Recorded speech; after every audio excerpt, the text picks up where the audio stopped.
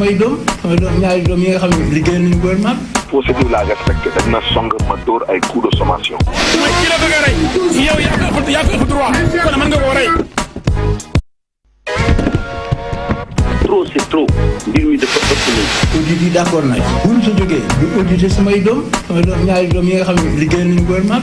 procédure la respecté dañ na song ma dóor ay coup de sommation. mooy ki la bëgg a rey yow yaa ko ëpp droit kon mën nga koo rey. ndax bii nga xam ne moom lañ may falee mandat juróom-ñaari at la danaa ko yemale ci juróomi at ndax li ñu bëgg mooy démocratie sax bi.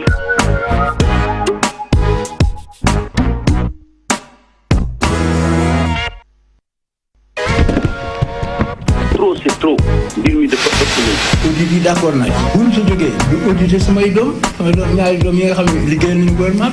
procédure la respecté dañ na song ma dóor ay coup de sommation. mooy ki la bëgg a rey yow yaa ko ëpp droit kon mën nga koo rey. ndax bii nga xam ne moom lañ may falee mandat juróom-ñaari at la danaa ko yemale ci juróomi at ndax li ñu bëgg mooy démocratie sax bi.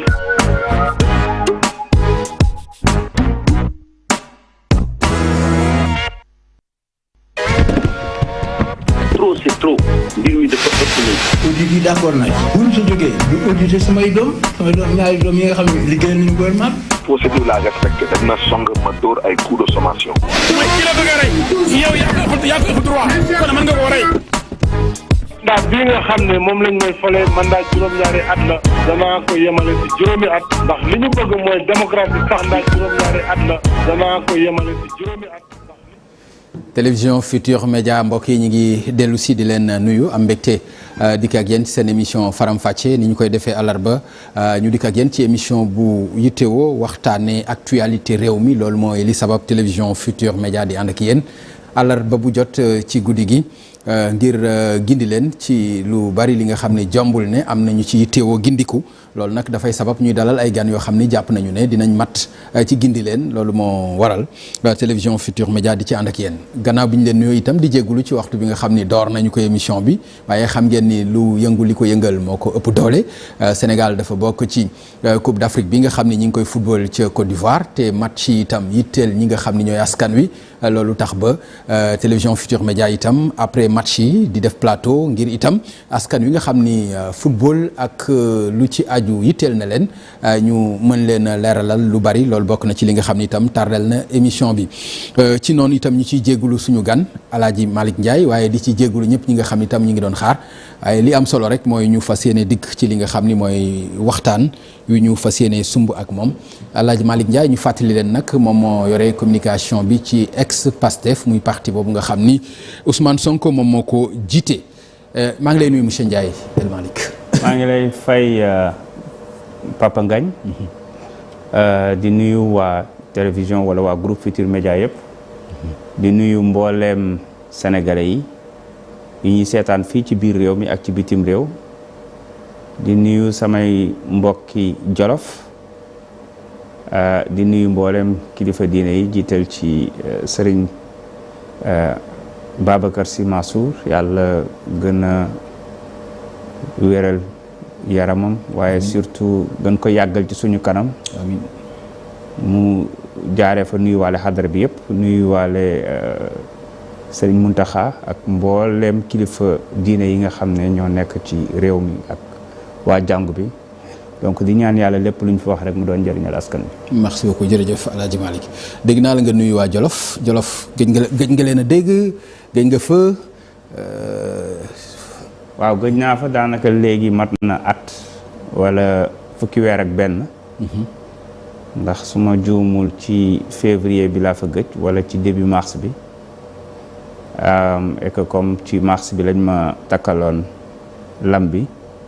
donc boobu ba léegi nag jotaguma teg sama tànk Jolof. d'accord mais loolu nekk na jafe-jafe ci sa activité politique. waaw nekk na parce que ci Linguère yow yaa fa teewal parti bi nga xam ni mooy parti Pastef.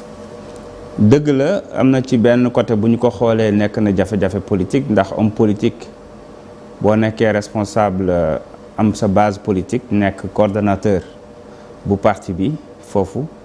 nekkoon ci liggéey bu am solo boo xamante ne nii parti bi ñëpp gis nañu ni mu doon taxawee foofu ba am taxawaay bu am solo boo xam ne amoon na ko ci jongante yi weesu dans le cadre de Yewwi Askan Wi bu ñu la teree dem foofu dina am xëy na lu mu def ci liggéey bi nga doon def parce que daaw ma fa gëcc ci activité yëpp rawatina période bi nga xam ne Jolof daanaka mooy période gàmmu yi partout donc je reçois tout le temps ay lettres dinañ am délégation nan nga koy gérer waaw comme équipe lañ fa am te ñoom xam même bi may nekk sax ci sama teeyu bakkan maanaam dara tënkuma woon li ci ëpp dama doon def coordination ak ñoom parce que comme Ndakaaru laa féete di fi liggéeyee waaye surtout yor tamit communication bu parti bi yëpp donc yàlla def na suñu coordination foofu bureau bi nekk bureau boo xamante ne ni ñi fa nekk ñëpp ku ci nekk mën nga ko jiite donc ñuy def liggéey bu mucc ayib ma teew ak ma bañ a teew mais li am solo mooy léegi ak fi monde bi toll ak digitalisation bi maa ngi déggante ak ñoom tous les jours ñi ngi def ay réunion ñi ngi liggéey ba tax na taxawaay bi parti bi amoon ñoom dafa mel ni rek benn équipe boo xam ne dañ fa rouge benn jour ñëpp a démultiplier wu ok moo tax ñu wane ko bu baax ci parrainage bi génn fa lu bari ci parrainage lu kenn xalaatul woon ci Jolof wane ko ci élection yi jàll waaye wane ko aussi ci couverture représentant moo xam plénipotentiaire yi moo xam représentant bureau de vote yi donte 19 communes lañu am def na liggéey bu mucc ayib ba fatt fépp comme ni ñu koy wax ok au-delà de politique bi sociale bi maanaam sa activité yi nga xam ni sa activité sociétale la loolu itam yan gàllankoor nga ci am ak bracelet bi nga xam ne sa tànk waaw ginnaaw politique bi même bu dul loolu sax Jolof bu dul politique bi tamit man Jolof laa dëkk fa laa juddoo fa laa màgge samay mbokk fa la nekk donc fu ma waroon di mën a dem la Sénégal nag 2023 fa nga màggee mais mel yàgg nga Amérique aussi non États-Unis dem ti man togguma fa dem dikk mais te amul beneen nationalité xalaatuma ko d'accord soxlaawuma ko bugguma ko non même bu jógee ci say waajur aussi non amoon nga lan am ko amoon naa possibilité am ok d'accord ok amoon naa possibilité am ko possibilité waaye man maa tànn bàyyi am benn nationalité ndax soxlawul nationalité léegi pour dem fu la neex sëñ bi ok man maa tànn toog fii ci réew mi liggéey fii ci réew mi ok fay lemp fii ci réew mi ànd ak aji bëgg réew yi ngir ñu xeex ngir soppi réew mi soppi nekkinu askan mais nga ni amoon nga possibilité bi amoon naa possibilité bi waaw li tax ma wax ko mooy xëy na sama wayjur am na ko samay rakk am nañ ko mais man maa tànn bañ ko am ok kon ci famille bi yow rek yaa ko ci amul maa ko ci amul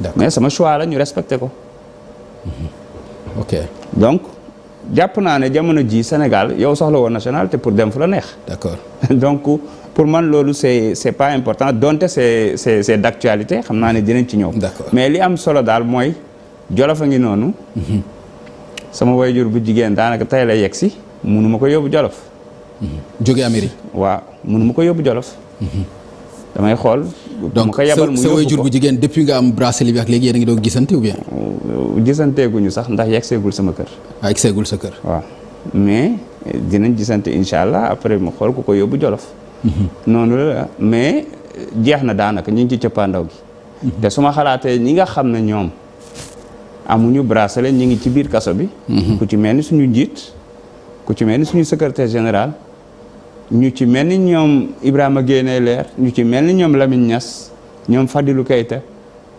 Hannibal bi nga xam ne mi ngi feete 1 an ci kaso bi ñëw Sénégal takk soxna def 1 semaine ñu dugal la kaso pendant 1 an waxuma Fadilou ñi seen doom yi juddu seen ginnaaw ñoom Toussaint Manga ak ñi nga xamante ne nii seeni wayjur faatu na ci seen ginnaaw gungewuñ ko seen kërug dëgg d'accord donc man awma droit lamenté wu su ma xalaatee ñooñu waxuma nag ñi nga xam ne seen bakkan def ci rot ak ñi nga xam ne dañu exilé mënatuñ gis seen mbokk de brillants jeunes ñoom Ngagne Demba Touré ak ñi nga xamante ne nii dañu des ci géej gi ñoom Papito Kara donc boo xalaatee yooyu yëpp xam nga ne yow buñ la takkalee bracelet ak lu mu métti waroo onk waroo jooy d'accord man loolu laa jàpp ok d'accord mais aussi bul fàtte nii loolu itam ci conséquence u gàtt sa la ci conséquence boobu la mais xam naa ni dañ am occasion ñëw ci bu fekkente ni bëgg nga ci ñëw aussi y a pas de souci. non dama ciy ñëw. d'accord mais xam nga ni conséquences yi la li ngay wax ni yëpp.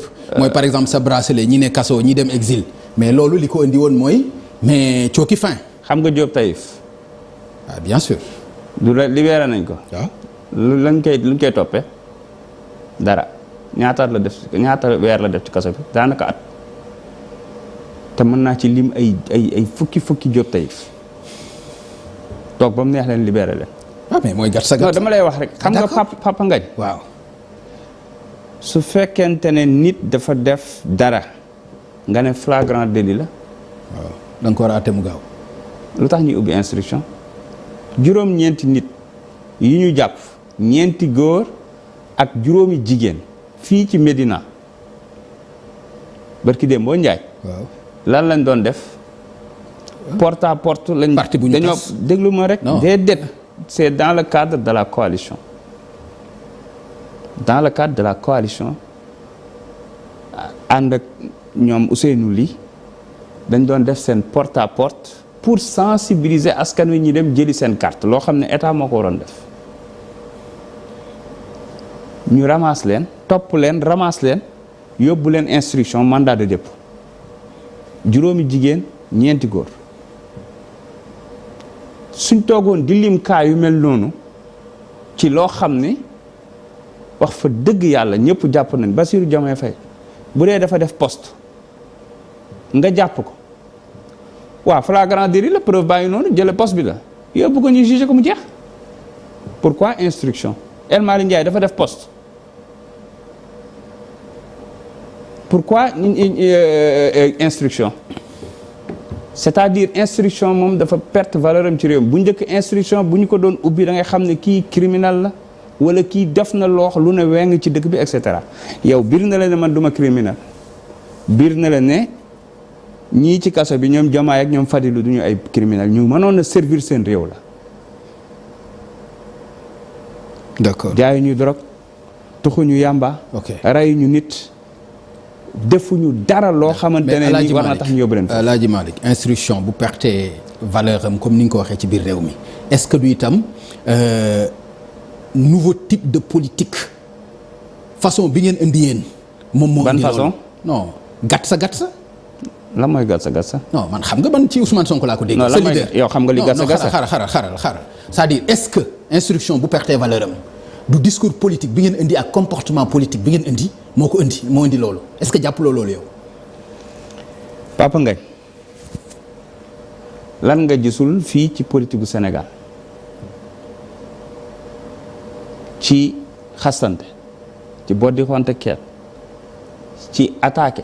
non président dafa may rey wala ma rey. non déglu ma rek le président préparé. déglu ma rek ñëw leen ñu wàcc cooki fin ñu jëlee ko fi mandat bi du egg loolu musuñu ko dégg. pare nga. non pare na. ok waaw. lan nga gisul gis nga fii politique dama nga lire les mémoires de Mamadou Dia. élection yi njëkkee nga xam ne yaa référence Alaaji Malick. waaw da ngay bàyyi ma expliquer rek mais bëgguma nga jox ma référence boobu aussi wax ma beneen référence doo ma wax ni ma loolu lu baaxul woon la mais war nañ ko gisaat. wax ma leneen. dama la bëgg a wax ni boo paree rek ma wax la. waaw mais doo ma jox exemple boobu aussi. waaw mais yow les mémoires de Mamadou Dia li ci amoon mooy ba ñuy rey nit ñi ak yooyu loolu nga ma bëgg a wax. da nga bëgg émission bi neex. boo laajee rek déglul souffrir tuuti ma tontu la mais doo ma wax nan lay tontu. waaw mais non il faut aussi bugguma nga orienté ma ci ay mémoire aussi. doo mënuñu nekk ba 2023 nga may yóbbu ci ay mémoire Mamadou Dia nañ waxante dëgg aussi dem ci ay élections yoo xam ni c'est pour bientôt 2024. attends loolu nga bëgg ma yóbbu ci ay mémoire Mamadou Dia ma lay déglu. da nga bëgg a suul sa histoire. non waxuma suul sama histoire mais dama bëgg nga jox ma ay références yoo xam ni ay références yu positives la. ah yow yaa may tànn référence yi may joxe. ah d'accord allez-y. da ngay déglu. bismillah léegi dama la bëgg a wax ne da ngeen a ñëw ci Sénégal mel ni li fi jot a am luy dooraa am la guléet ma bëgg la woon ni lu la mag yow am na lu raw li ñu doon taal ay dëkk di taal ay kër di def voiture piégée. dëgg la assumer ko. dëgg la déglu bu baax li ma la wax fii Sénégal ay ndaw ñoo jóg ne dañuy résister face à l'oppression. lan mooy résister face à déglul rek l'oppression xam nga la mooy résister. mais wax ko xam nga la mooy résister lan mooy résister face mooy à dañuy l'oppression. jóg manifestation ñu mate leen génne ay nervi rey ci ay doomu aadama. manifestation bi mooy lan Alaaji Malick leeral ko. manifestation mooy lan bàyyi leen suñu candidat dafay bokk. non ngeen génn ne non manifestation yi mooy taal Auchan yi ngeen génn ne non Alaaji Malick manifestation yi mooy taal Auchan yi mooy taal këru jàmbur yi. sëriñ bi waaw boo paree rek nga wax ma dama la bëgg a wax ni li ko indi woon ba ngeen génnee sax da ngeen ne Covid bi la moo taxoon nit ñi jóg ci yooyu mais ce que je veux te dire mooy aujourd'hui Sénégal wax fa dëgg yàlla ñëpp nangu nañu ne dañu singali benn nit benn parti benn projet ne lii ngeen di togg du ngeen ko fi yekke te ñun li ñuy togg du dara lu dul Sénégal gu moom boppam ci Afrique guy dem li tax ma wax la loolu 2014 bi parti bi sosoo ba 2020 da nga mës a dégg benn problème lu tax au sortir de l'élection présidentielle de 2019 nit ki jógee 33 000 voix dem ci 682 000 voix et poussière. yaa ngi tëb affaire Adji Sarr de. defal ndànk rek sëñ bi. dem ci 682 000 yaa ngi bëgg tëb l'affaire Adji Sarr je t'ai parlé de 2014 à 2020. loolu laa la wax nii. 2014 à 2020 dara xewul. waaw d'accord déglu rek ma wax la. waaw 2021 ñu ne kii foog ñu arrêté ko indi seen complot.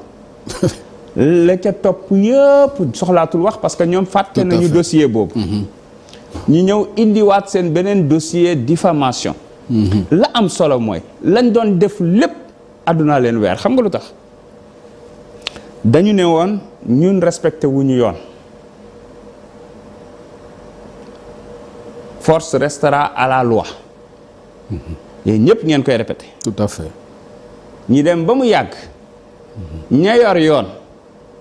maanaam ña yor exécutif bi. ak ña doon wax ne ñun respecté wu ñu yoon. walbatiku jël yoon teg fële.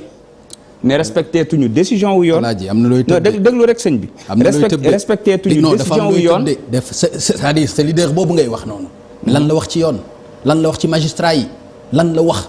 loo xam ni di c'est-à-dire da nga bëgg ma wax la lan la wax. daf ne ci réew mi. faaleetuma yoon. déedéet. dootuma wuy ji yoon. déedéet dootuma leen faale. déedéet. yow li ngay def na mooy diffamation mais xam nga ñun duñ fi nekk di la topp. booy wax nit da nga koy waxal la mu wax.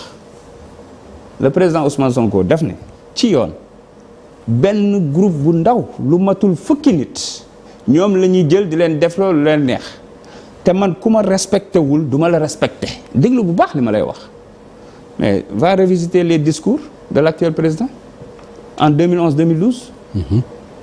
c'est-à-dire que li am solo mooy président Ousmane Sonko saa ñu ko wooyee dem na wuyu ji ñu kar ko ne ko doo dem. duma ko gazé ko mu ne leen nag léegi pour ma dem da ngeen may garantir sama sécurité xanaa loolu am na ci droit du nangu ñu faat ba kanam beneen bi. mais est-ce que xam nga. waaw defal ndànk rek. ni mu demee Sweet Beauté. su ko demee woon noonu tribunal coow du am. beneen bi mais li may wax dégg nga ko baax. yow. waaw fa ngay dem. non ma Alaaji bul. non déglu rek ah déedéet. taxawal non taxawal rek. non Alaaji xoolal s'il te plaît xoolal bul compliquer l'affaire yi. du ma ko compliquer fa ngay dem da nga ko bëgg a compliquer fa ngay dem bu dul non dama ne. fa ngay dem boo ñëw TFM ak booy dem feneen du bokk noo fay demee.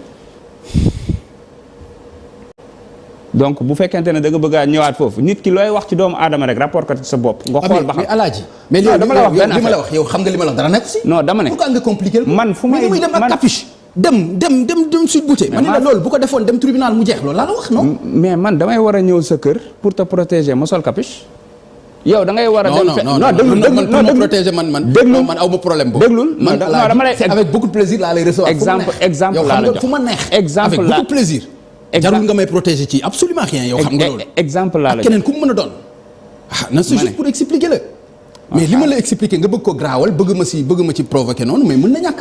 daa métti nag. non mais amul métti. daa métti de. ok mais da ngay muñ rek. ok xam nga li am solo mooy.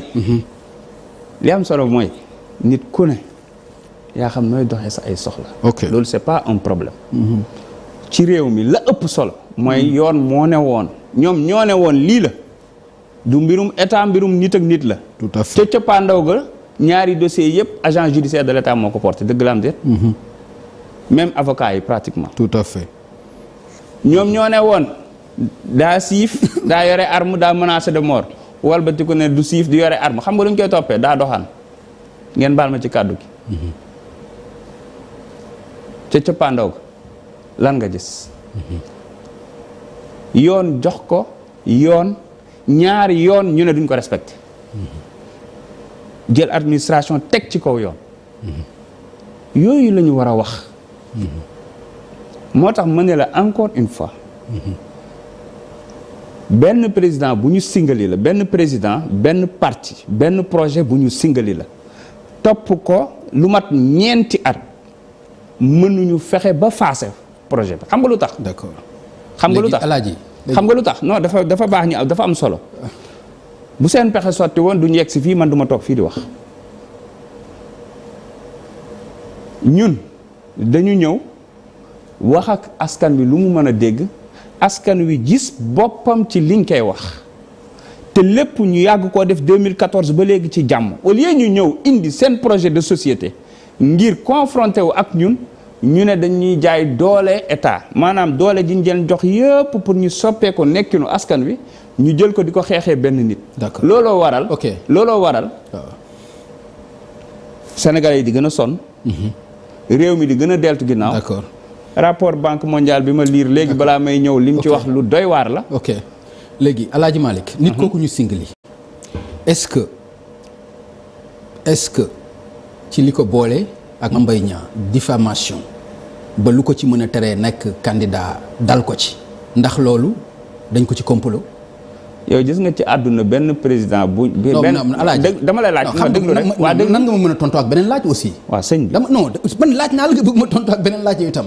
pare nga est-ce que mas ngaa gis. non da nga ni dañ ko singali moo tax ma lay laaj. pare nga non c'est-à-dire dañ ko singali. xam nga la mooy singali bi.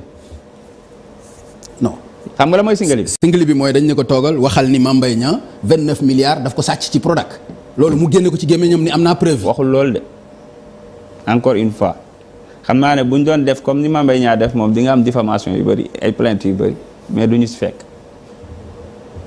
il a été épinglé par un rapport la wax yow waxoo ko yow posé nga sax nit question ci sa émission bi ci terme boobu nga utiliser moom invité nga ko fi wax ko loolu posé ko question boobu mais yow yitteeloo ko adduna bi yëpp di ko wax moom ci boppam mu taxaw ne jiiñ ko fi Amadou Ba taxaw ne effectivement rapport am na nangam ñetti nit ko amoon daa fuité patati patata mu wax loolu ñu walbatiku procureur dugg ci ne lan xaw ma nu ñu koy waxeeti non dafa ndànk rek dafa ndànk non dafa am solo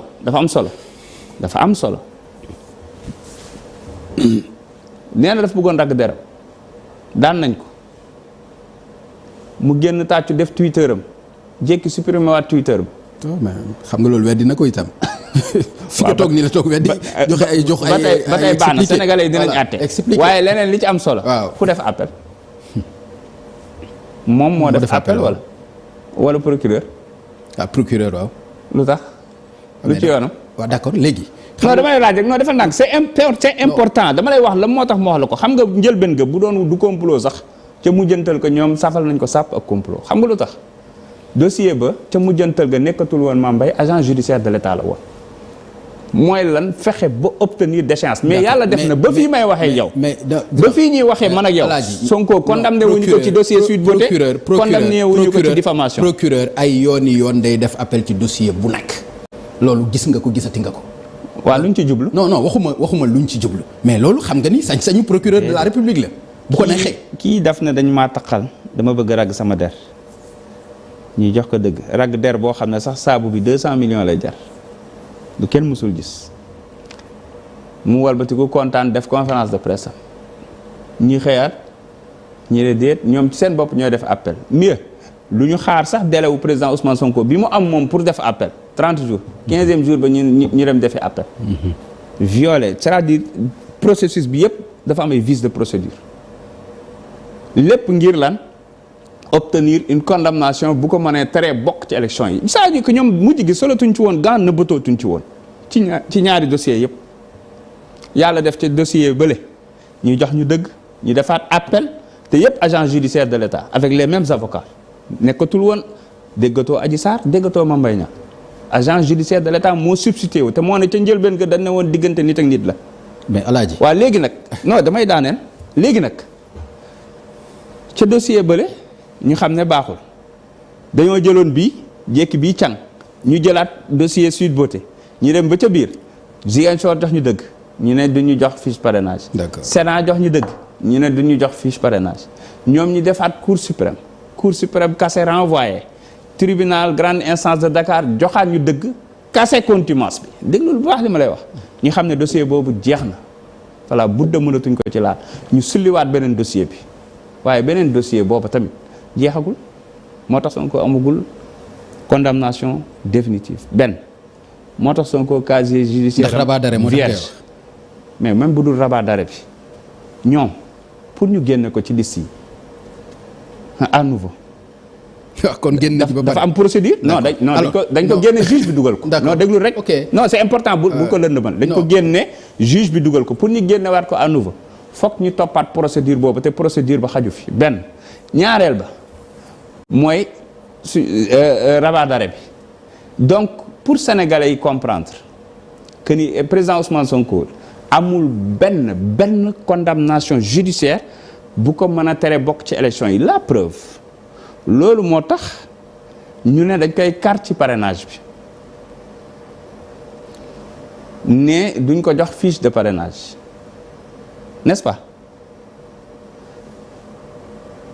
wër-wërloo daw def tout pour bañ ko jox fiche de parrainage walbatiku jox ko caution yow sa mandataire bi dem caisse de dépôt et de consignation ñu dalal ko xellil ko café accompagner ko ci caisse bi mu déposer chèque am ñu gunge ko ba ci biti souhaiter ko bonne chance waa ji dellu assemblée def liggéeyam ñi woo ko mu dawtu génnaat def conférence def point de presse wax ne dañuy récupérer waat suñu chèque dañuy récupérer suñu quittance delloo ko chèque am ñu ne caisse de dépôt consignation lu tax mu ne président Sonko nekkul ci liste électorale yi waaye Samba caisse de dépôt et de consignation mooy vérifier liste électorale ku ci nekk ku ci nekkul ak ban fichier électoral la Sénat sax amul fichier ba ñoom ñu am ko benn ñaar non dafa am leneen lu xew président Khalifa Sall bi muy nekk candidat tête de liste 2017 législative fan la nekkoon prison déposé na caution de ay jurisprudence laa lay tegal Barthélémy Dias bi ñu koy fal ñoom dañ koy def ci liste yi ñoom waa APR ak alliance bi yëpp def ko député fan la nekkoon. d'accord léegi yow non xam nga la moo am solo non boo jëlee jurisprudence Khalifa Sall non Karim Wade boo jëlee non dafa ndànk rek non dama lay wax Karim Wade donc war nga mën a jàpp ni Ousmane Sonko du bokk ci élection yi. non jurisprudence pour ça n'a rien à voir non da ngay déglu sëñ bi non Lamine du lekk morom te ñorul déglu bu baax li ma lay wax dama pareewu ma ci dama lay bëgg a indil waaleel alaaji dama la bëgg a indil waaleel Karim Wade bi muy am fiche de parrainage am 2019 dem wuti parrain ñu jox ko fiche dem wuti parrain mu déposer caution ñu jox ko attestation est-ce qu'il était sur les listes électorales. d'accord c'est bon mu nekkul woon ci liste électorale. d'accord waaw léegi après conseil constitutionnel réglé na ko waaw kay mais xam nga ni conseil constitutionnel réglé na ko waaw bàyyi ma ñëw non bàyyi ma ñëw c'est important xam nga comme nangu nga déjà point boobu que ni yegg na ba ci conseil constitutionnel xam nga lu tax ma ne la c'est important même caisse de dépôt de consignation bi moo fi nekkaat même DGE moo fi nekkaat même Thiendella laa fi nekkaat lan moo tax ñu joxoon ko fiche de parrainage jox ko attestation te ñëpp xamoon na ne ñoom leeroon na ne nekkul ci fichier électoral waaye dafa sori sax 2023 Mary Teuw Niane ak Mohamed Ben Diop du jox nañ leen fiche de parrainage jox nañ leen attestation de caution wëlbati ko ne leen nekku leen ci fichier électoral bi. loolu daf la jaaxal le fait que ñu ne leen nekku leen. dafa normal. non waxuma loolu yooyu itam mais xam nga ni yow. non damay laaj ndax dafa normal léegi la moo tax ñu bañ a jox président Sonko fiche de la moo tax ñu bañ a jox président Sonko fiche de parrainage. non damay laaj. non alaaji. de tontu ma. non lan moo tax ñu bañ a jox président Sonko fiche de parrainage. mais xam nga loolu ñi ko bañ a jox war nañ lu tax. donc man lan moo tax dañ ne nekkul ci fichier électoral. waaw dama ne dañ ne nekkul ci fichier électoral loolu la ñu wax boo ko bëggul répété ma répété la. waaw léegi lan moo tax ñu jox Mary Teuw Niane ak Ben Diop te nekkuñ ci fichier électoral bi. Alaaji Malick. lan moo tax ñu joxoon Karim Wade te nekkul ci fichier électoral bi. Alaaji xam nga li am solo mooy. dama la bëgg a wax ne c'est parce que ñoom xam nañ ne président Sonko. amul condamnation définitive. ñu ne nañ ko carte parrainage gis nga boo ko defee nii di nga wax te doo aborder suma question te yaakaar naa moo ëpp importance pour sa émission. li ñuy wax dafa am solo non li nga bëgg a defee nii sa communication non li nga bëgg a leeral nii par force dafa war a leer il faut nga déglu moom ma leeral ko loolu mën na leer. loolu gën a baax non xam naa loolu. mais ni nga ko bëgg a defee nii moo baaxul il faut que nga déglu ko. dara arrangé wul waaye baax na de askan wi mooy jugé. non attends Alaaji. waaw ma daaneel kon nga pose sa question. allez-y. dama la bëgg a wax ne candidature président Ousmane Sonko souffrirul benn irrégularité. xam nga lu tax ma la koy wax. mooy ñoom dañoo xamoon ne bu yeggee conseil constitutionnel dina garantir le droit wax le droit te fu ñu waxee le droit Sonko am fa ndam moo tax ñu ne bu mu yegsi nañ ko kar ci fiche de parrainage waaye ñoom ba ñuy def seen dialogue di valider ne ku am 13 députés mën nga nekk candidat sóoraale wuñu woon scénario boobu li leen wutaleeg président Sonko mooy moom scénario yépp la sóoraale donc mu am ay député am daas fanaana ba mu demee déposé ba am quittance am ñu ne duñ ko jox attestation mu jël quittance ba boole koog copie chèque bi boole koog relevé bancaire bi war ne débité nañ ko compte bi am na xaalis débité nañ ko boole koog PV huissier bii wane ne dem nañu Cheikh Issa Sall woo police barricade wu bañ a joxe attestation bi léegi nag li ma lay laaj mooy yow suba soo nekkee principal opposant wu kii candidat président Ousmane Sonko bi fi nekk suba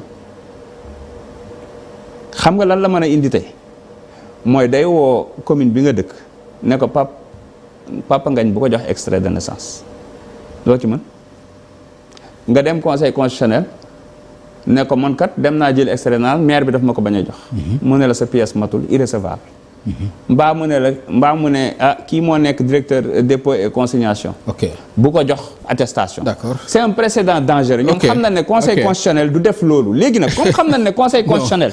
comme xam na ne yaa ngi ruubee conseil. non ruubee non si man li may wax inventé wu ma ko non Alaaji yow exemple yi nga ma jox yu leer la te xam nga yooyu motif de rejet la. yow xam nga ko yan lan mooy motif de rejet. yow yaa ma jox exemple tout à l'heure ci par exemple ma nekk opposant wu Ousmane Sonko moo xamul keneen mu ne maire bi bu ko jox extrait mais loolu ci pièces yi nga xam ne 9 la dañ ma koy laaj bu ci manqué mënu ma nekk candidat. est-ce que yoon la. non man waxuma non. waaw non da nga bëgg yow ci réew mi. non attends li ngay wax dafa garaaw de Papa Ngagne da nga bëgg ci réew mi ñu lewal fi président bu mu fi mën a ñëw ëllëg am droit wax ka mooy bokk ku dul bokk sur la base de l'illégalité daa di actionner administration ne diw bu ko jox pièce bi diw bu ko jox quitus fiscal diw bu ko jox extrait. mais su boobaa kay mën nañ ne président bu fi toogati day toog à vie loolu nag la ñu xam ne bu yeggee ci conseil constitutionnel mais conseil constitutionnel du nangu endosser responsabilité boobu benn ñaar du nangu aussi ñu ne ci Sénégal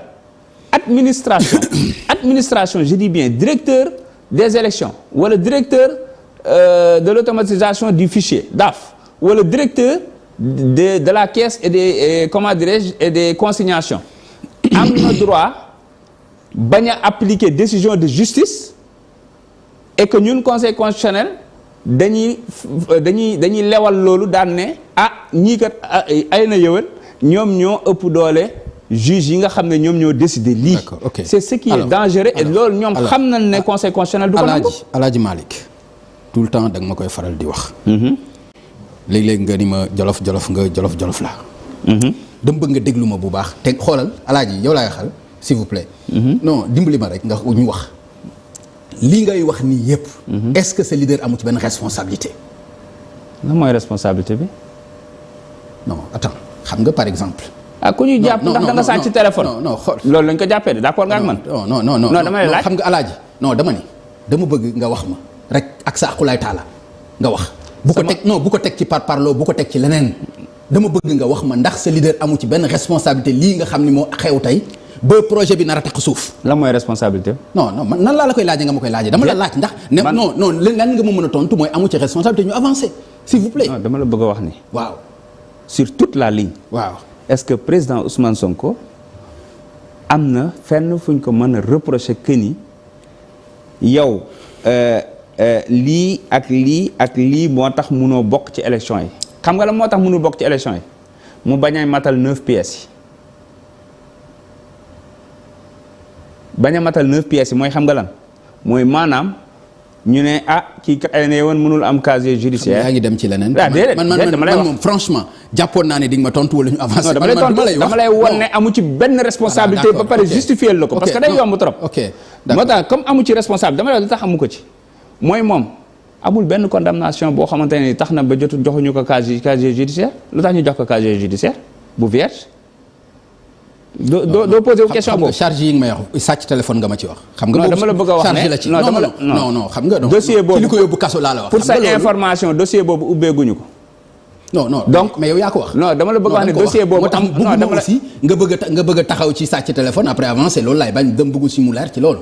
même buñ ko ubbeegul jàppal ni loolu sàcc téléphone moo ci gën a tuuti ci dossier bi ñu koy toppee ci loolu. waaw mais dossier boobu dama la bëgg a wax ne amul benn impact. ci processus électoral bi dans la mesure où. amagul sax procès. d'accord n'est-ce pas. ok kon nag yi am procès ba pare te yàlla def. amu ci benn boo xam ne am na ci condamnation définitive. amu ci benn bu mu ci am responsabilité. la moo ci responsabilité am état singali ko jël agent judiciaire de l'état di ko forcer di ko ërtal yoon jox ko dëgg. ñu ne administration ne du ko appliquer nga bëgg ko jox responsabilité bi man réew lañ nekk sëñ bi nañ jàll ci leneen. d'accord ñu jàll ci leneen léegi beneen affaire bi nga xam bëgg naa la ko laaj parce que man xam nga damay am vraiment mbégte ci di waxtaan ak yow. ndax naw sa xalaat ak sa courage. ndax communiqué bii Ousmane Sonko génne tey d'abord bala ñuy ñëw ci forme bi ndax bi nga ko liiree parce que man ba léegi dama jàpp ni du Ousmane Sonko. man communiqué bi jàpp naa ni man li ma jàpp nag man la concerné. parce que lire naa communiqué bi mais respect bi mu ci jox président Macky Sall wax président de la République ak yooyu man langage boobu tàmmuma ko ci moom. ban communiqué. non communiqué bi nga xam ne Ousmane Sonko def na ko tey gis nañ ko. waaw lu tax nga ne du moom. non dama gis rek quand même mu wax le président Macky Sall ne dispose d'aucune prérogative le conseil constitutionnel étant seul maître du déroulement des opérations. waaw mais xam nga moom buy wax. pour man Macky Sall lay wax loolu la ñu tàmmul sax wax le président de la République. non yàgg na ko wax. ok d'accord léegi bala ñuy ñëw ci d'accord bala ñuy ñëw ci forme bi yow lii nga lire communiqué bi. alaaji bi nga ko gisee ndax amuloo ci kersa. ban kersa. non Ousmane Sonko ne yëguma tinuma. rétablir la vérité. non d'accord. rétablir la vérité loolu mooy kersa. waaw xam nga li mu wax dafa leer boo liiree parce que bi muy wax sax moom amul certitude que ni communiqué bi. c'est un communiqué authentique parce que nag yaakaar naa ne. non alaaji. non da nga may déglu sëñ bi da nga may déglu yaakaar naa ne ay kilifa. non alaaji te maa déglu rek da ngaa laaj question. non mais alaaji Malick non c'est-à-dire. boo paree nga wax ma. non Ousmane Sonko warul mën a douter ci communiqué boo xam ni signataires yi dañ ko signé mu leer nañu aussi vraiment. non da ngaa gis signature Ousmane Sonko. non nan laay gisee signature Ousmane Sonko te xam mandataire am Moustapha Sarré nekkoon fa. mais ñëpp xam ko Union européenne ak yëpp Moustapha Sarré signé Moustapha Sarré signé. non yow lay wax ni. dafa bàyyi ma expliquer la da ngaa laaj bàyyi ma tontu la. ok. dañuy wax les candidatures recalées ba ñu koy fondé di ko réunir boobu conseil constitutionnel génnagul sax liste 21 yi Moustapha Sarré représenté ñu fa. beneen réunion boo xam ne am na fii ci résidence Mamoun Moustapha Sarré am empêchement ma dem représenté leen fa xanaa kon man je suis habilité à en parler. te lépp Ousmane Sonko yëgu ko. déglu rek non yëg na bien sûr mise en place collectif bi nga yaakaar ne ñun sañ nañu dem ñu bokk ci sans son aval wala sans l'aval de Diomaye qui est candidat wala Habib Sy beneen bu ci bokk wala ñeneen ñi candidats yi ñu recalé woon yépp la de façon globale 41 la woon au total. léegi nag 41 yooyu ñu teg plan d'action dont dem Union européenne bi quand il s'est agi d'écrire une lettre. wolof waaw. bu fekkoon bi ñu ne dañuy bind lettre. président Ousmane Sonko. déggal président Macky Sall. bu fekkoonte ne bind nañu lettre bi waxtaanee ko. nit ñi valider ko signer ko ñu mën a wax. Moustapha Sarré après coup la gis lettre bi la ko yëg. Moustapha Sarré moo la wax loolu. Moustapha Sarré moo la ko wax je confirme affirmatif. man xam nga nag Moustapha Sarré man. xam nga ko xam nga du caaxaan xam nga du caaxaan. voilà donc non du caaxaan waaw.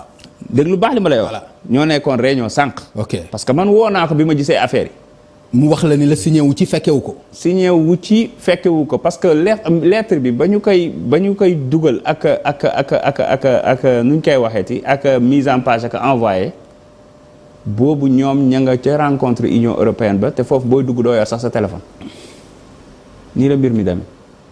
waa léegi bu ñu xëyee gis lettre bi génn ñun nga xam ne d'accord ñu ci principe bu lettre bi déjà comme ni ko président Ousmane Sonko waxee parce que jàpp nañu ne fi mu ne nii président Macky Sall. non déglu c'est-à-dire xam nga soo ma nee Moustapha Sarré fekkewu ko Union européenne rencontre bi te mu jël fa parole. wax ñëpp dégg. est-ce que dégg nga ci rencontre bi kenn ko wax ci lettre parce que ñoom ñëpp yëguñu ko woon boobu. dama seetaana. ñoom ñëpp kan ñenn yëguñu ko. ma ne période boobu noonu lettre bi ñoom biñ koy envoyé ci groupe bi ñoom ñi ngi ci biir te dañoo confisqué woon seen ay téléphone ñoom ñi nekkoon ci biir jour match du Sénégal. non c'est-à-dire xam nga. wala xam nga lan la da ngay gëm Moustapha Sarré wala nga bañ ko gëm benn ñaar man won na ma ko heure boobu te effectivement heure boobu ñoom ñi ngi woon biir Union européenne dama la bëgg a wax ne Moustapha Sarré bu nekkee mandataire wu président Ousmane Sonko ak Bassirou Diomaye Faye foofu su amee yu mel nii war a engagé signature day revenir au président Ousmane Sonko et à Bassirou Diomaye Faye am seen aval door a signé mais bu ko yëgul nan lay revenir moom ñëpp ko gisandoo ci presse bi. non man sama seul problème mooy. comme ni nga ko waxee man Moustapha Sarré xam nga. da nga koy gëm wala nga bañ ko gëm. non c'est-à-dire non man xam nga par exemple mu waxul ak man yow la waxal kon man li may gëm mooy li ma gis. man li ma gis mooy gis naa ay signature yoo xam ni du ma waat ni signature am la mais nuru na ma ni signature am. non moom signé wul déjà gisul document bu koy signé. ci lettre bi nga xam ni bind nañ ko. sama aqula taala mën nga woo ama code bi ko coordonné nga laaj ko. ok moom ci boppam moo leen woowal boppam après bi mu gisee affaire yi te toog na ci dans une chaîne de la place démb ci émission mu répète mu réitéré li may wax nii donc du question ay caaxaan c'était xam nga lii c'est pas un problème duñ ko def problème xam nga lu tax c'est juste que bañuñu ñun. non man xam nga lan moo ci jaaxal non man xam nga ban problème la am. Barthélémy Dias daf fi génn ne Ousmane Sonko moo ma ni naa dem wax ak Macky Sall wax ji am Ousmane Sonko génn ne sama yoon nekku ci yëguma tinuma loolu ñëpp dégg ko mais ñu dégg ni Moustapha Sarré représenté na Ousmane Sonko ci daje bu mel noonu communiqué génn na ci signé nañ ko ñu gisaat Ousmane Sonko ni loolu sama yoon nekku ci c'est-à-dire man loolu moo ma jaaxal. waaw léegi dama la bëgg a wax benn affaire est-ce que yow ci communiqué bi mën nga ma génneel fenn fu Sonko signé wala Diomaye wala Sarré wala El Malick amut benn ñaareel ba taxaw nañ ni yéeguñu ko te bu ñu ko yéegoon duñu ko valider parce que ñun jàpp nañ ne mënuñu il faut que nag ñu conséquent mënuñu ñëw déposer woon benn recours contre la Sénat. ñu dem ba gis ne lii mën na nekk prox ndoll ñu jaar ci pour reporter élection yi ñu gaawtu ñun retirer waat suñu ay signature ne léegi sax defatuñu recours parce que ñun bëgg bëre bañ bëre boobu noonu dara duñu ko yàqal parce que élection à la kulli xaal foog mu am insha allah le 25 février 2024 waaye léegi ñun naka la ñu mën a wëlbati ko di abal Macky Sall paaka maanaam naka la ñu mën a wël xam nga lettre bi boo ko liiree yow wax fa dëgg yàlla boo ko joxee président Macky Sall mais aubaine la mu nii comme opposition bee ma koy ñaan de xaaral ma réunir def dialogue nangam ñu xool nu ñu waxtaanee repousser ainsi de suite waaw ñu ne loolu nag dañ ko def en plus ci processus électoral fi mu toll mais président Macky Sall mënatul dara ci conseil constitutionnel benn cas de figure moo mën a tax report élection am bu ñu génnee maanaam fii ñu toll nii ba fii ak 25 février xam nga ban cas de figure la te yàlla na bu mu am mooy ñu ne ci candidat yi am na ku faatu maanaam candidat yi ñu validé laa wax su boobaa xëy na mën nañ ko envisager te conseil constitutionnel mooy décider non c'est important donc président Macky Sall boo ko ci dugalee xanaa da nga naan ko weñal loxo conseil constitutionnel mu changer affaire yi def nii déedéet xeex bi président Macky Sall yoonam nekku ci ku ko ci taxal tooñ nuñ koy waxati ku ko ci dugal tooñ ko ci jamono jii nii laay wax de ku ko ci dugal nii na wax ak conseil constitutionnel mu def nangam yaa ngi koy wax nag mu dugal loxoom bu baax a baax ci justice bi te yaakaar naa ne loolu lañ nekk di xeex di ko xalabee booba ba léegi donc mënuñu bàyyi ba ca cappaandaw ba ñi ngay wal ba di ko tendre la main pour mu dugal ci loxoom moo tax loolu c'est une question de logique moo tax il fallait que ñu préciser loolu ngir askan wi ñuy seetaan d'accord léegi man li ma jaaxal mooy ñëpp ñi nga xam ni signataire lañu ci document boobu difficulté yi ngeen nekk yéen ci seen candidature ñoom nekkuñu ci difficulté yi ngeen nekk yéen. Bassirou du 21 la bokk. non loolu laa la wax ni pourtant loolu laa la wax de. par exemple difficulté yi ñu am. yéen c'est-à-dire difficulté yi ngeen am ñoom. ñoom amuñu ko parce que seen ay candidats yi ngeen wax ñu ngi ci kaso bi. alors que ñoom ñu ngi en liberté. loolu du problème. non loolu laa lay expliquer nii. Lula fan la nekkoon. non Alaaji c'est-à-dire man pourquoi ngeen radical ci communiqué bi laa bëgg a xam. radicaluñu sëñ bi. non dañoo wax ne ñun Ousmane Sonko génne ci ay nit yoo xam ne ñoo àndoon mais loolu. déet xam nga lan lay tekki dama lay jox exemple lan la ñuy wax 41 candidats recalés Bassirou Diomaye Faye dañ ko recalé. non mi ngi ci 21 yi moom jàll na. ah pourtant mi ngi ci liste bi. liste communiqué bi est-ce que yenu na maanaam. moo tax ma ne la liste ba ñu jëloon avant ñiy déposé waat parrainage yi bay validé bay génne maanaam liste bi ñu jëloon après deuxième tour parrainage liste bi ñu taxawaloon ci saa si ba nu ñu koy waxee ci ba avant le 12 bi nga xam ne ci la conseil constitutionnel génn liste 21 yi liste boobu lu ñu reconduire mais ci liste boobu am na ñu ci jàll n'est-ce pas ci liste bi. ñoom Bassirou Diomaye Faye ñoom Mame Boye Diao Aly Ngouille ainsi de suite jàll nañ te pourtant yaa ngi ko gis ci liste bii di est-ce que ay recalé lañ non on est toujours solidaire dans le combat kon gis nga liste bi gis nga signature yi. mais non liste laa la waxuma la signature de. ok c'est très clair. benn xam nga la moo tax nous restons solidaires et soudés parce que dama gëm ni ñu xool saytoo parrainage bi baaxul. non loolu passé nañ ko. non c'est important parce que moo indi li ñuy wax non dafa ndànk munoo ko dama bëgg mu leer non passé wuñu ko xam nga lu tax comme gëm naa ne leerul ñi nga xam ne dañoo ñëwoon ñu ne leen yéen kat seen 12000 parrains yi nekkul ci fichier bi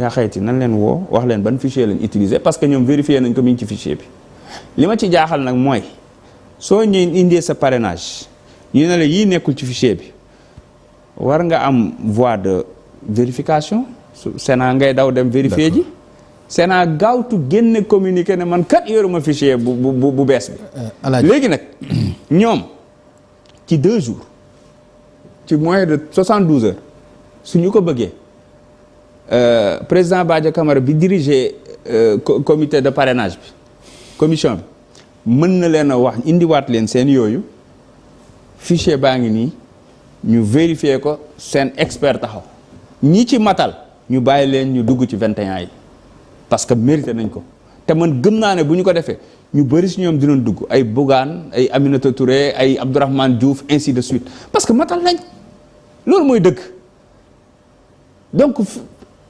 ci li ñuy xeex yoon la mais li may bañ mooy ñu dugal ci président Macky Sall mu jur report déedéet nañu ko xeexee neneen loolu la ñuy continuer niñ dem Union européenne dañ def conférence de presse dinañ bind lettre dénoncé dinañu déposer ay recours comme ni ñu ko defee dinañ déposer sax plainte ñenn ñi loolu kese lañ wax mais on continue le combat avec eux parce que gis nga li xew ci parrainage bu ñu ko xeexul mën na répercuter wu ci jour élection bi par rapport ak ce fichier là kenn xamul ban fichier moo am ci dëkk bi loolu képp la problème amu ci. d'accord alors Alaaji da nga fi waxoon que Ousmane Sonko mooy seen plan A ba Z.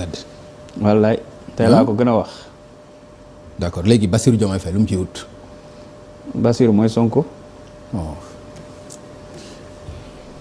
xam nga nag kii xam nga seen yii nii non c'est vrai xam nga avec ça ngeen bëgg non. ngeen bëgg a yor réew mi. non mais exactement ça. waaw avec yii nii par exemple manipulation yii ngeen bëgg a yor réew mi. Bassirou yow nga taxaw nii par exemple Ousmane Sonko mooy seen plan A. Sonko Ousmane mooy seen plan B xam nga lu tax. nga taxaw naan maay Bassirou lan moo ci indi. Bassirou parce que Bassirou mooy Sonko. bàyyi ma wax la lu tax lu Sonko mën Bassirou mën na ko. daa jaar ENA Bassirou jaar ENA mu dem impôt def fa carrière sans faute Bassirou dem impôt def fa carrière sans faute mu jël syndicat bi bàyyi secrétaire général bàyyi Bassirou jël nekk secrétaire général syndicat bi. Pastef ñi ñëw mu nekk président Bassirou nekk secrétaire général bi ñi jàpp Bassirou tëj jàpp ko tëj ñoom ñaar ñëpp waaye xanaa du ñaar ñii ñoo niroo lépp lu tax ba Bassirou mënul nekk Sonko. loolu benn la ñaareel ba Sonko reste notre plan et il est toujours dans la course et il sera candidat et président inch'Allah rabbi. Bon. Parce que le conseil constitutionnel ñaari choix fi nekk wa ilaa mu ragg deru justice yamale waa administration ci seen place jox juge Sabassi Faye ak Racine Thion seen aq seen yelleef seen dëgg daal di valider candidature président Ousmane Sonko wa ilaa mu ne ay na yewen administration kat moo ëpp doole juge ci mim réew kon nag justice bi moom woy leen rek di nërmeelu ñun duñu jox dëgg mukk Ousmane Sonko te gëm naa ni juróom-ñaari sages yi nekk foofu bu ñuy tànn dinañ tànn li defar deru justice ndax nag c'est leur responsabilité devant le peuple et devant l'histoire devant le peuple et devant l'histoire moo tax ma ni le président Sonko reste notre candidat et sera candidat li ñu war a wax mi Ali Kala gi mooy les recours entre les 21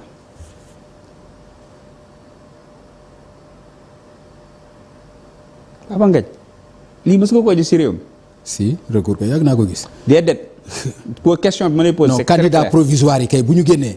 mais recours candidat bu ko ci am mën na ko ci def. mës nga koo gis laa wax. mais bien sûr le recours yi yàgg nañ ko fi gis. jox ma exemple. non du xam nga déedéet dama ne la ñu ne. recours yàgg na fi am. conseil constitutionnel génn liste. ne ñii ñooy candidats yi ma arrêté. waaw dégg lu baax li ma la wax 21 la. mënoon na nekk 12 ci année passée mënoon na nekk 15 mënoon na nekk 5 déglu rek 2019 5 la woon. ñu ne 21 yi su fekkee lii ñeneen ñi ku ci am recours mooy ñi nga xam ne bokkuñ ci 21 yi mën nga ko déposer jox leen délai ne recours ci 21 yi nii su dee am na benn ci 21 yi bii def recours contre beneen candidat mën nañ ko saytu. mais même bu ko yoon mayee dama ne la est-ce que mës nga ko gis ci mim réew nga jox ma ci benn exemple. donc 2018. 2018 non damay jox exemple. man am naa exemple. non am naa exemple non dafa am foo tëb. te foofu dama bëgg ñu dellu ginnaaw tuuti. parce que man pour man loolu responsabilité la. ak aussi am loo gëmloo woon ndaw ñi ak ñi nga xam ne ñooy sympathisants yi. mooy Ousmane Sonko mooy nekk suñu candidat. amuñu beneen plan bu dul moom mais li ñu dawal lépp gis nañu lu ëpp presque gis nañ plan A gis nañ plan B gis nañ plan C gis nañ plan D bu dul Ousmane Sonko. am na sax EFGH ci 21 yi moo tax Sonko mooy suñu candidat mooy suñu plan A ba Z te 2024 mooy jiite incha allah ñoom xam nañ ko li ma doon wax dafa am solo dama ne la 2018. non xam nga Alaaji Malick imaginer ñi leen di seetaan ñi lay seetaan yow. non ay borom xel ñoo ci nekk moo tax non ay xam nga par exemple njàccaar xam nga boo taxawee di leen wax di dégg lees wax yi ngay wax nii. di dégg lees waxul bàyyi ma terminer Idrissa Seck le président Idrissa Seck en bon gentleman en 2018 dafa déposer recours non pas pour bañ ke benn candidat jàll mais pour Khalifa bokk. mais yow recours Amadou Ba bi loo ciy ragal ci Diomaye. maa ngi ci ñëw fa laa jëm nga siy ragal fa laa jëm recours boobu ay reetaan la ma def dinaa ci ñëw.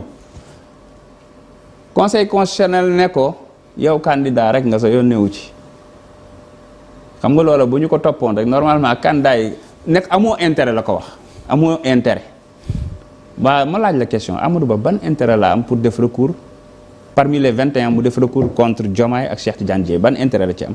non man dama lay laaj. non dama ne la Amadou Ba ban intérêt la ci am. non xaral parce que Thierno Alassane Sall def na recours contre Karim Wade. waaw.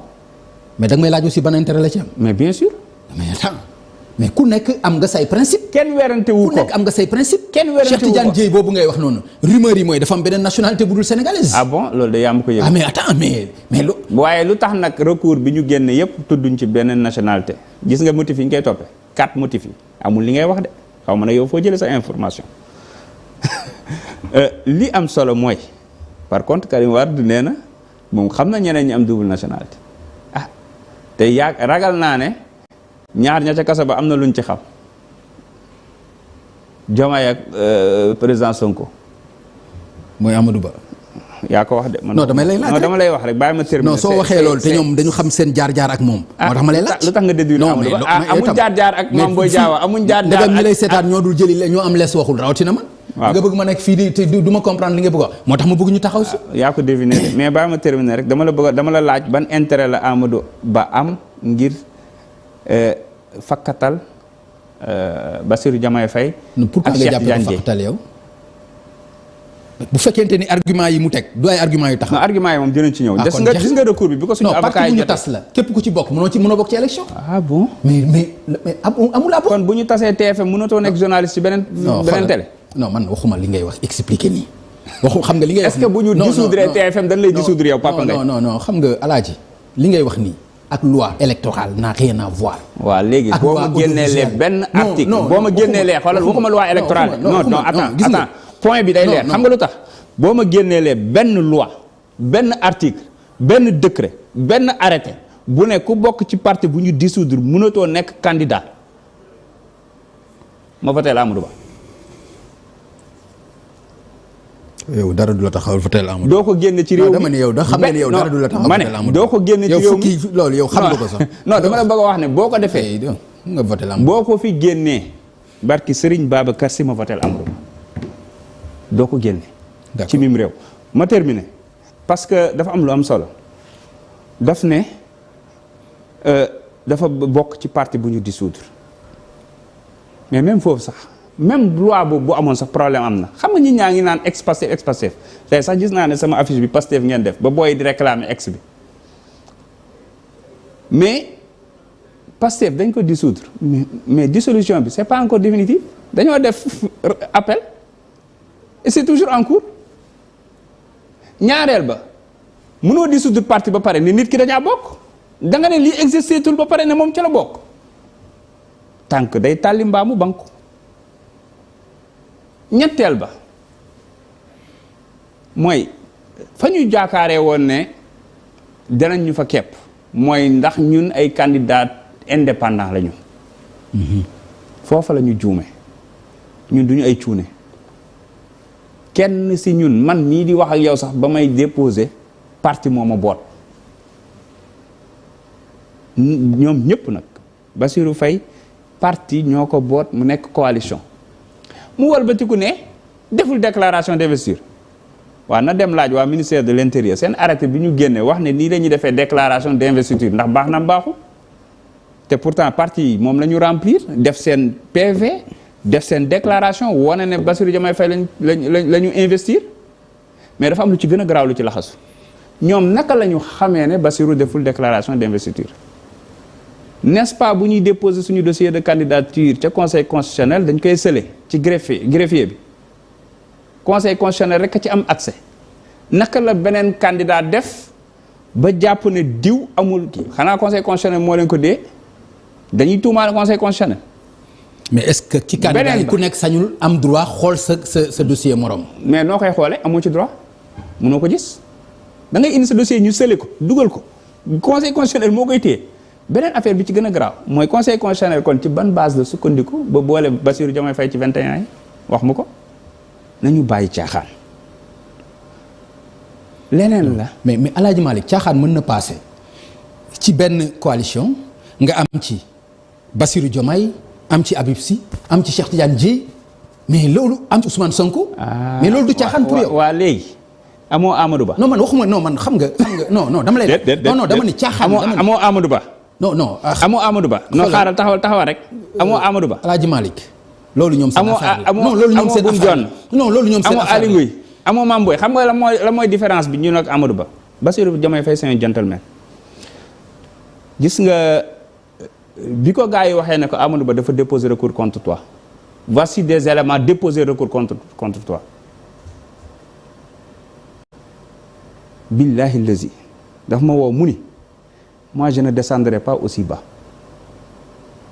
man ragaluma benn adversaire du ma déposer recours xalaatuma ko.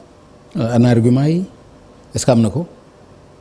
non mais damay non attends yow tam. xam nga ñiy déposer waaw non dafa ndànk rek ñiy déposer recours te amuñu argument. xam nga loolu non dama non. xam nga lu tax ma wax la ko parce que moom laaj leen ndax Bassirou Diomaye Faye xam na dara ci ñi nga xamante ne nii dañu am problème quitus fiscal dégg lu baax li ma lay wax ndax xam na dara ci ñi nga xamante ne nii peut-être am nañu épinglé nañ leen ci ay rapport ndax xam na dara ci ñi nga et cetera et cetera le problème c'est pas ça le problème mooy munoo ñëw man président Macky Sall war na am lu ko métti yow munoo am sa njaboot ngay ànd ak ñoom 2012 ba léegi tànn jot nga tànn ki dabe ji amul problème am ci moom yaakaar ne ko dinaa la tënkal ki nga xam ne moo la mën a duma déglul de non c'est important c'est important nga tànn ko ne ko dinaa la tënkal doo ma bàyyi ma terminer lan la non dara c'est-à-dire li ma jaaxal ci li nga bëgg wax mooy li ngay wax ni dafa nekk ci seen camp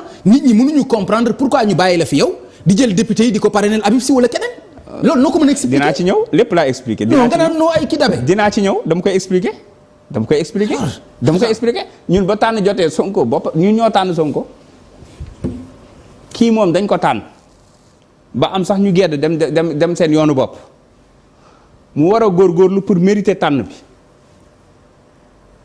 ñu ne ko tànn nañ ko waaye ñi ngi fexe ba jatankal la ki nga xamante ne nii maanaam tënkuñu ko de dañ ko jatank ñaari tànk kanam yi ak loxo bi ñaari tànk yi ak loxo bi boole yépp yeew ba ne ko léegi nag demal nga jàkkaarloo ñeneen ñi comme jàpp nañ Ousmane Sonko mu indi leen Sonko Ousmane ndax Diomaye mooy Bassirou xanaa nag nga war a am kersa ragal a jàkkaarloog poulain wu Ousmane nga ne déedéet poulain wu Ousmane bi moom tamit foog ma bloqué ko parce que xam naa ne su ma demee damay gagné loolu rek la mën a tekki man gisuma beneen firnde parce que ci 21 candidats yi bu dee kooku rek la ci mën a singali ak keneen ku ñu yaakaar ne moom lañ toftal ci kooku muy Cheikh Tidiane Dièye mooy aveu d'échec mooy maanaam moom xam na ne bu demee ci élection yu Sonko bokk wala ku Sonko tànn day ñàkk. d'accord donc maa ngi bàyyi ñële ñi bloqué ma Sonko man ma jéem a xool nu ma mën a fexee ñu bloqué Bassirou moo tax ma ne la Bassirou Diomaye Faye candidature amul dara lu ko teree mën a jàll. président Ousmane Sonko candidature amul dara lu ko teree mën a jàll. Cheikh Tidiane Dièye pareil. d'accord donc encore une fois. d'accord alors nañu def affaire de gentleman gis nga 21 yi bu yokkuwul warul wàññeeku. d'accord parce que ñun dañu jàpp ne sénégalais yi ñooy tànn amul ragal nañu teg balle à terre daal di jouer sénégalais yi tànnal seen bopp 21 yi dañu war a xool ñeneen ñi nga xam ne dañ leen a xañ seen parrainage ci ay fichiers yu baaxul wala ci ay dossiers ay fichiers corrompus ñu rétablir leen ñu dugg bu ñu mat 25 wala 30 c'est pas leur problème sénégalais yi ñooy tànn parce que remplir nañ critères yi. d'accord man loolu laa gëm waaye di jéem a xool nooy wàññee candidat yoo xam ne jàpp naa ne ñii su ma demee ak moom ñi gagné la. mais kooku nag. d'accord aveu d'échec la te xam naa ne Macky Sall fi mu nekk dina am lu ko métti. alors aveu d'échec passé na nga jël say député parrainel ko Habib Sy. lu tax waxoon ne générosité la. non man dama jàpp ni. lan mooy aveu d'échec lu tax waxoon ne générosité la. non Alaaji man dama jàpp ni Habib Sy moom amul lu ngeen di xeex ci système bi loo xam ne laalewu ca ci âge am ci jaar-jaaram ak ci leneen. loolu moom yéen ñi bokk Linguère xam nga li may wax bu baax. alors mën naa seede ci moom. non weddiwuma li ngay expliquer. yow tamit mën nga seede ci moom bien sûr. non mën naa seede ci moom. mën naa seede ci moom. mais comme ni nga mën a seede ci moom foofu dinaa la ci tontu dinaa la ci tontu lu leer nañ. non taxaw dinaa la non jarul yeggali xam naa sa question soxlawul ko. naa la tontu lu leer nañ. président Ousmane Sonko ñi ànd ak moom ñëpp xam nañ générosité ci politique. laajal local yi 2022 am na maire yoo xam ne bu ko soxla woon keneen du ci jot. législative yi pareil gis nga législative yi yàlla rek moo xam ni muy defaree te fa muy defaree yàq yeggu fa gis nga liste suñu liste titulaire bu jàlloon du ñu am ñun Pastef lu mat fukki député parce que place yëpp daanaka da ko joxe woon li ñu indil 25 députés mooy suppléance parce que candidats yi ñun ñoo ci ëppale woon ay candidats donc ñu ci bëri dañ leen yóbbu ci suppléants yi ndekete loolu moom moo mënoon a tax ba ñoom bu ñu defee seen dialogue ba ne 13 députés day jàll ñun ñu mën a am 13 ba yekkal kenn ba may kenn mais président Habib Sy du Pastef kese moo ko jox député de pour sa information xam nga Yewwi Askan Wi dynamique gu Yewwi bi am na ñu bëri ñoo xam ne remplir nañ seen parrainage jàll pur jàll na Déthié Fall jàll na Malick Gakou jàll na Cheikh Tidiane Dièye jàll na Bassirou Diomaye Faye jàll na président Ousmane Sonko am na député jàll mais ci ñi fa des Aïda Mbodj malheureusement jàllul Habib Sy mérité wul nekk candidat ak li mu liggéey ci Yewwi Pastef jox ko donte moo ëppale li mu ko jox yeneen ñetti parti jox ko mu matal ak mu booleeg basam mu matal mu déposé ñi def ci problème. man xam nga bosam mooy ban. Omar Sy. moo nekkoon tête de liste. xam nga lu tax ma lay wax loolu. xam nga lu tax man jox ma parrainage député amul njëriñ mais Bassirou Diomaye Faye man ak moom ñoo yam àtte toppewuñu daal fu mu mënee nekk candidat rek mën na fa nekk candidat donc bu ñu tegoon Bassirou wala ñu teg Birame wala ñu teg Diomaye wala ñu teg Guy Marius Sagna wala Abbas Fall soxlawuñ ñu tey toftal keneen ci Pastef parce que ñoom ñëpp am nañu remplir nañ tous les critères pour nekk candidat doublon rek lay doon mais nga généreux jox keneen ba pare Habib Sy président Ousmane Sonko yàgg na ko wax dinaa la yónnee léegi bu ñu paree benn audio bu muy expliquer ci système bi ak par rapport ak ay nit ñoo xamante ne nii donte ñi ngi ci système bi mais xëy na fi ñu jaar ci seen expérience ñooñu sax gën a wóor ñun parce que nag xëy na gone la waaye déggaguma ñu ne rapport épinglé na ko ci gestion gis naa ne bi PDS wàccee jàpp nañ lu mat ay 22 ñu naan 25 dignitaires yoo xam ne épinglé nañ leen moom bokku ci Jolof ga ma nekk li tax sax am ñu ko fa gañe mooy dafa bokk ci ñi nga xam ne nangawul politique xaalis ak a séddale man sama grand frère moom la doon àndal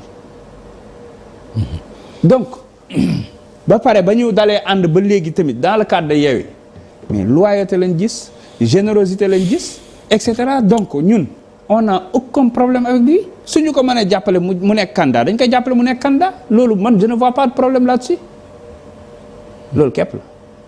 ah d'accord léegi candidat yooyu nan nga ko mën a expliquer. candidat ya c'est-à-dire candidature yi nga xam ni candidature yu bëri la jógee ci seen camp nan nga ko mën a expliquer. boo expliquer yi jógee ci yeneen camp yi rek non yow tam Alaaji man xam nga nag da ngay compliquer l'affaire yi quoi. waa léegi ku non mais man lan mooy sama yoon ci ñoom man yow laay waxal. mais su ma amoon bis bu ma amee chance wax leen ko naa leen ko laaj. li ma bëgg a xam mooy dama bëgg a xam yow candidature yooyu nga xam ni wax nga ko léegi nan nga ko mën a expliquer te bari na ñoo xam ni mais da ngay dégg sax ñu koy ñaxtu ci coalition Yewwi wala ci coalition Pastef ci boppam dañuy ñaawlu candidature yu bëri yooyu nan nga ko mën a expliquer. mais amul candidature yu bëri nan nga ko mën a expliquer mooy mais Cheikh Tidiane Dièye dafa bokk ci Yewwi dem wuti parrainage am jàll xëy na daf ñu jege moo tax ñuy considérer ko comme suñu plan mais moom parrainage citoyen la wuti jàll haut la main n'est-ce pas parce que patriotes yi tamit wala sénégalais yi sax laay wax de façon globale mais dañoo dégg te dañoo xam li ñu bëgg moo tax bi Bassirou wootee parrain bi ñu nee nañ parrainel Diomaye nga xam ne nit ñi loolu lañ ñëw di parrainer à un moment donné on a fait une déclaration on a fait une communication pour wax ne arrêté nañ parrainage Cheikh Tidiane Dièye moom ba mu lancé parrainage am mais sénégalais dañ ko parrainé ñi parce que jàpp nañ ne ñi gis Sonko mën nañ gis ci moom Sonko ñoom it ñu parrainé ko mu jàll. war na mën a am chance jàll léegi nan nga mën a expliquer Cheikh Tidiane Dièye haut la main Bassirou Diomaye Faye ak difficulté. mooy problème mu pare mooy li ma doon wax ci parrainage bi. ñu koy saytoo baaxul xam nga la moo tax Cheikh Tidiane Dièye dafa teel a jàll benn mooy affaire doublon yi dafa teel a jàll 12e position la woon. daa teel a jàll comme ni Boubacar Camara teel a jàll ak ñeneen loolu la leneen li ci am mooy ñoom Bassirou Diomaye lañ visé woon parce que ñun dañoo ñëw ñu neñ 12375 yii nekkul ci fichier bi ñu dellu si vérifier. ne loolu ñëpp lañ ko wax du moom rek lañ ko wax moo tax ma ne la nañu woowaat candidat yooyu vérifier waatal leen seen yooyu ñu mën a bokk. candidat yi loolu daal xam nga ñàkk a nekk ci fichier bi dégg nga ni ñu ko expliquer te lu. nan lañ ko expliquer non ni ñu ko expliquer mooy par exemple mën nga bëgg a bind El Hadj Malick Ndiaye nga bind El Malick Ndiaye parce que loolu nga tàmm dégg. déedéet du loolu nag. mais loolu ci la bokk suñu cas du loolu seetaan nga suñu IT yi bi ñuy def seen démonstration suñu information yi ñun bi ñu jëlee clé bi dañ ci def double def ci saving ci cloud pour être sûr que li ñu déposé la ñuy am dégg lu baax li ma la wax biñ ñu dellooyee clé bi ñu génnee 12375 yooyu ñu wax ne. doublon la. bi ñu ko vérifié 98% yi nekkul ci clé bi ñu déposé woon loolu la IT yi wax fan la jóge yooyu ku ñu ko dugal problème foofu la nekk. mooy li Aminata Touré di wax moom itam. moo tax nag bi ñu ko waxee ñun def suñu déclaration mais y a des candidats qui m'ont appelé ne ma mais man. mooy li Aminata Touré y a des candidats qui m'ont appelé ne ma mais seen conférence de presse bi man abandonné woon naa mais seen conférence de presse bi moo tax ma woo samay information ni leen kaay leen vérifier ñoom it bi ñu vérifier ils se sont rendu compte moo tax xaw ma ndax tayeef la xaw ma ndax fichier corrompu la xaw ma du ma jiñ kenn mais le fait est là moo tax ni mu ñu dalee yàlla def ñu amoon ñu waroon a compléter 4231 suma 4219 ou quelque chose comme ça parrain alors que 6609 doublons la ñu amoon donc 6609 rek la ñu mënoon déposer ndax 12000 yële ñoom éliminé nañ ko mais bi ñuy déposé waat yooyu xam na ne dinañu karaat xam na ne mën nañ amaat bu doublon moo tax bi yoon ni fagaru yóbbul leen 34 fichiers de 34 pays ñu bëgg a boole fichiers yi ñu leen du ci dal benn par benn ngeen koy xool comme ni ko loi bi waxe moo taxoon affaire bi yàgg Liban sax jëlee nañ fa pare moo tax ils n'ont vu que du feu parce que il fallait que la candidature de Diomaye passe ñun dañuy dem ci élection yi passe ci parrainage tànn bu ñu neex non dama la bëgg a xamal benn affaire te sénégalais yëpp na seen xel dal ndax recours bi gis nga affaire bi c'est tellement léger que bi ñu ko jotee en moins d'une heure de temps avocats yi bind nañ recours bi pare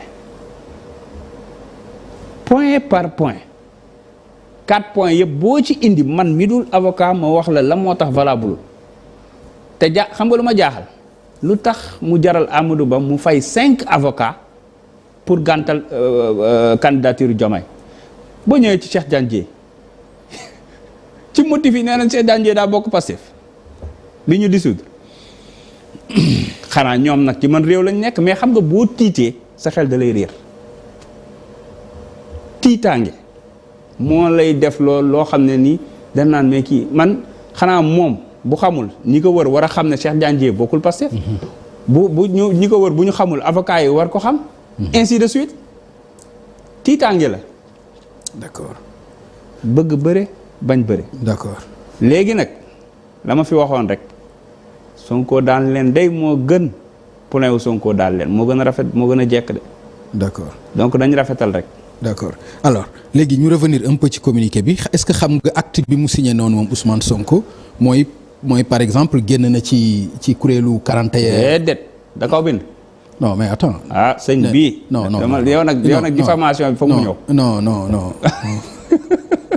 diffamation bi moom foog mu ñëw parce que nag bii mooy 4e fois bu 5e moom dinaa wax avocat yi ñi ñëw si maître Ciré Clédor xam nga dafa njaxlaf. d'accord la Clédor. non mais mani lii ñu gis mu bind ko. mais est-ce que du acte boo xam ni mën na indi rupture ci digganteem ak ñeneen ñi nga xam ni ñoom la bokkal opposition bi ak xeex déedéet il a parlé sur un point précis mais président Ousmane Sonko ñëpp xam na ne dafa yàgg woo opposition bi ñu réunir ngir exiger une élection inclusive libre et transparente te ci loolu la ñuy dox ba léegi donc moom bu fi indi benn ayib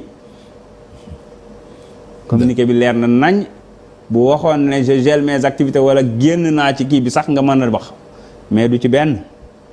yamal ci lim bind rek jàmm na ñooy. d'accord léegi ci lim bind ni mu ko bindee nag par exemple nekk ci kaso bi war a mën a bind communiqué ak yooyu. ah yow da ngaa gis ne moom moo bind. liiral xam nga xamante nañ nag sëñ bi liiral. ok daa yóbbante xanaa am na ci droit. d'accord d'accord merci beaucoup Alaaji Malick ma bàyyi la bu fekkee am nga sa message boo xam ni bëgg nga ko yaatal ma bàyyi la nga yaatal ko s'il vous plaît. waaw. dellu di la jéggul itam ci guddee bi vraiment. non vraiment amul benn muskila. merci. lu ma bëggoon a wax rek mooy tey jii nii. ak fii réew mi toll. dama jàpp ni conseil constitutionnel rek moo mën a sauver réew mi. muy président Badio Camara ak ñi mu àndal. bu ñu tiimee dossier yi rek nañu àtt ci seen aqula taala xalaat ñi leen jiitu woon. ndax élection bu amee ay candidat dem ak parrainage ni mu méttee nga xam ne dañu war a xoolaat sax parrainage bi de façon globale xar seen tànk tubéy kenn mënul wax ne Bougane deful 2 fois le tour du Sénégal amul assez de parrainage pour bokk. kenn mënul wax ne Mimi Touré bi nga xam ne moo daan defaral parrainage ñu moo daan jiite parrainage Macky Sall xamul nu ñuy defaree parrainage et que wóorul Sénégal et que amul parrainage. Aïda Mbodj naka noonu ba muy metti sax député moom à elle seule daa demal candidature am nekk député. Abdourahmane Diouf ba mu commencé ba léegi. mu nekk une longue liste. nañ leen woowaat saytuwaat seeni mbir. ñu bokk. parce que xam nga ñun la Abdou Diouf waxoon rek la ñuy wax jàkka jaa ngi ku mën na nodd. Sénégalais yi ñooy tànn. ñu am 5 candidats ñu am 20 candidats sénégalais yi ñooy tànn bu ñu leen forcer kan la ñuy tànn. moo tax may ñaan ñu saytuwaat seen recours yooyu bu baax. woowaat leen woo seen i informaticiens xoolaat seen i dossier ñu mën a bokk. naru ma woon teg dara ci sa wax de. ñi nga xam ne nag ñoo fi nekk naan dañuy jéem a galgal ay candidats. nañu delloo seen xel te xam ne bañ bëri bëgg bëri. d'accord leneen la ca des. waaw mooy sénégalais yi nañu waajal campagne.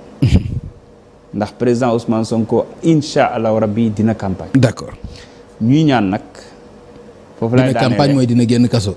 non même bu génnul dina campagne. d'accord allez-y ok loolu problème. xam naa ne bu nekkee candidat dinañ ko génne. ok d'accord donc li ñuy wax rek mooy. dafa am benn s'il vous plaît parce que bëggu moon teg dara ci sa message nga baal ma ko mais depuis boobu ba léegi li ma jot ci ay comment dire ay communiqué bi mu ñuy wax nii ak signature Moustapha Sarré li ma ci jot bëri na. c'est-à-dire te lii nii yow di nga ko jot est-ce que mën naa la ko jox nga xool ko s'il vous plaît. ok. gis nga signataires yi. en rouge lii du signature tour lañ bind.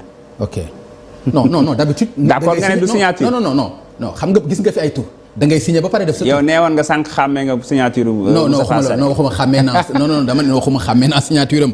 dama ne Moustapha man sama papa la. dama la bëgg a wax non déglu ma rek ma expliquer la. te li ma lay wax nii li ma ci jot bi ñu toogee léegi ci ñi ma ko envoyé bëri na. pour expliquer jëlal Moustapha Sarré mercredi prochain. d'accord amul problème mu reeralal la lépp donc dama la bëgg a wax ne encore une fois tour heureusement nga won ma ko. waaw kon parce que sinon naroon na lëntal xale yi. comme wan nga ma ko. xaaral ko zoomé tour lañ bind. non gis nga tour yooyu ni ma ko gisee noonu laa gisee Bougane Gueye mi ngi nii. waaw mais parce que noonu laa gisee Mary Teuw Niane non noonu laa gisee Mary Teuw Niane mi ngi nii.